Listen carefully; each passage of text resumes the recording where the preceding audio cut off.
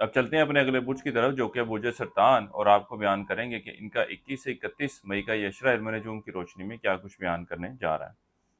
وہ افراد جو 21 جون سے 22 جولائی کے اشرے کے دوران پیدا ہوئے ہیں وہ برج سرطان کے تحت آتے ہیں۔ اس کے علاوہ وہ افراد جن کو اپنی تاریخ پیدائش معلوم نہ ہو مگر ان کا نام اے سے شروع ہوتا ہے تو بھی برج سرطان کے تحت آئیں گے۔ اوورال اس اشرے کا وقت آپ کے مالی معاملات کے حوالے سے ایک اچھی اور مثبت صورتحال کی نشاندہی کر رہا ہے۔ خاص طور پر اس اشرے کے وقت کے دوران آپ کے خانہ مال میں کوکب مریخ موجود ہوگا، اور اس اشرے کی 26 مئی کو یہ اپنی اوجی پوزیشن میں موجود ہوگا، یعنی کہ ایک طاقتور حالت میں موجود ہوگا۔ گو کہ اس حوالے سے خصوصی وظائف اور عملیات اور تجویزات بھی تیار کیے جاتے ہیں، تو وہ برج سرطان والے افراد جو اس کے بارے میں مزید معلومات چاہتے ہیں وہ ہمارے اسکرین پر دیے گئے نمبر پر رابطہ کر سکتے ہیں۔ باقی میری کوشش ہوگی انشاءاللہ تعالی مکمل فائدوں کی تفصیلات کے حوالے سے ایک الگ ویڈیو بنائی جائے۔ گو کہ اس اشرے کے دوران آپ کو جیسا کہ پہلے ہی بتایا مالی حوالے سے کافی سودگی ملنے والی ہے۔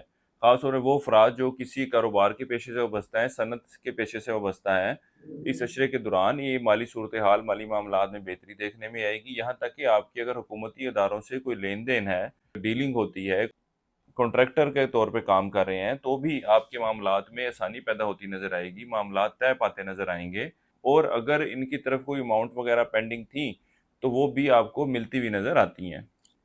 اسی طرح اس اشرے کے وقت کے دوران برج سرطان والے طالب علم اپنی تعلیم کی طرف خاصی توجہ دیتے نظر آئیں گے۔ آپ اپنے اولاد کی تعلیم و تربیت کی طرف بھی خاصی توجہ دیتے نظر آتے ہیں۔ اسی طرح والدہ کی طرف سے وراثت کا کوئی حصہ ملنا تھا اور وہ پینڈنگ تھے معاملات، تو اس حوالے سے بھی مثبت پیش رفت ہوتی نظر آ رہی ہے۔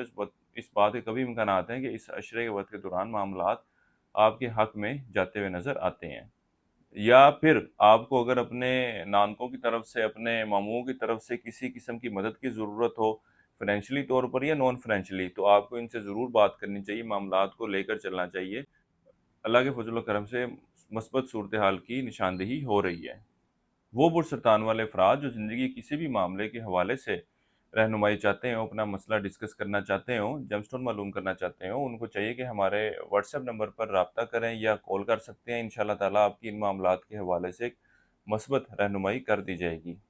وہ افراد جو بیرون ملک جانے کے خواہش مند ہیں، اس اشرے کے آغاز میں تو ان معاملات کے حوالے سے وہ کچھ ڈیلے کا سامنا کرنا پڑ سکتا ہے، لیکن اس اشرے کے درمیانی اور آخری ایام کا وقت آپ کے ان معاملات کے حوالے سے مثبت صورتحال کی نشاندہی کرے گا۔ اسی طرح اس عرصے کا وقت برج سرطان والے افراد کے اندرون سفر کے لیے جانے کو ظاہر کر رہا ہے۔ یہ سفر آپ کا کاروبار کے سلسلے میں بھی ممکن ہے اور رشتہ داروں سے میل ملاقات کے حوالے سے بھی پاسبل ہو سکتا ہے۔ اس کے علاوہ اس اشرے کے وقت کے دوران آپ سیر و تفریح کا پلان بناتے نظر آتے ہیں اور جاتے بھی نظر آتے ہیں۔ اس اشرے کے وقت کے دوران اولاد کے معاملات خاصی توجہ طلب رہیں گے، اور وہ افراد جو اولاد کی خواہش مند ہیں ان کو بھی چاہیے کہ اس اشرے کے وقت کے دوران ان معاملات کے بارے میں ضرور کوشش کریں، اللہ تعالیٰ آپ کے معاملات میں آسانی پیدا فرمائے، یا اس حوالے سے کسی قسم کی مشاورت درکار ہو، اس کا حل چاہتے ہوں، تو آپ ہمارے واٹس ایپ نمبر پر بھی رابطہ کر سکتے ہیں۔